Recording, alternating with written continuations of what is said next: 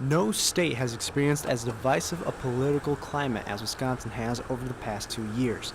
Controversial legislation introduced by Republican Governor Scott Walker set off massive demonstrations in the Capitol and led to an historic recall election for Walker's seat. Now, Republican presidential hopeful Mitt Romney is trying to capitalize on an energized conservative base in Wisconsin and get voters to go red for the first time since 1984. What Mitt Romney is doing here in Wisconsin is he's taking momentum from the recall election of Scott Walker.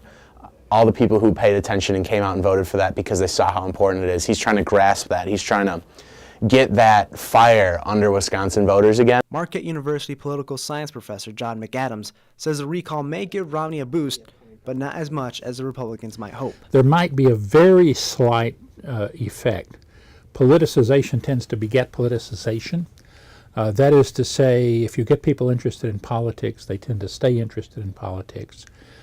There's actually some good data that says if you want to predict whether people will vote, look to see whether they voted before, which is a way of saying if you can get people to vote the first time, they're likely to continue voting. That means voters from both sides could be equally energized by what's been happening in Wisconsin, which has a well-deserved reputation of being a swing state. In 2000, Gore barely edged out a victory in Wisconsin, and in 2004, Kerry managed to do it again.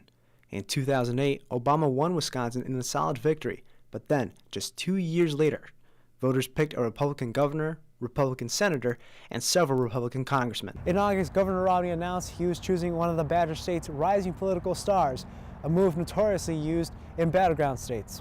Traditionally, vice presidential candidates have sometimes been chosen to try to win a particular state, to bring electoral votes along. I'm skeptical that that happened this time. Politics has become more nationalized. Conservative first-time voter James Lewis disagrees because he thinks the Ryan pick is now Romney's ticket to the White House. Here he has Paul Ryan, which is huge for him, especially in the swing state of Wisconsin. Paul Ryan being a native and well-liked among his constituents and actually a Wisconsin hero for many people in the Republican Party. Marquette University's college Democrats say the race won't come down to just local appeal in Wisconsin.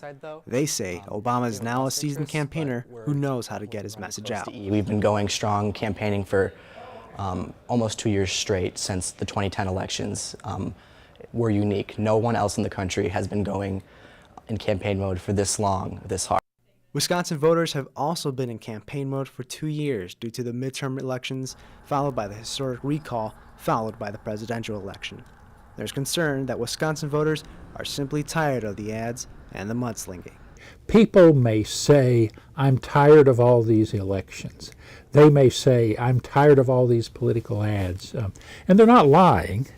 It's just that if you look at the solid social science evidence, all of the elections, all of the political ads do tend to engage and energize people.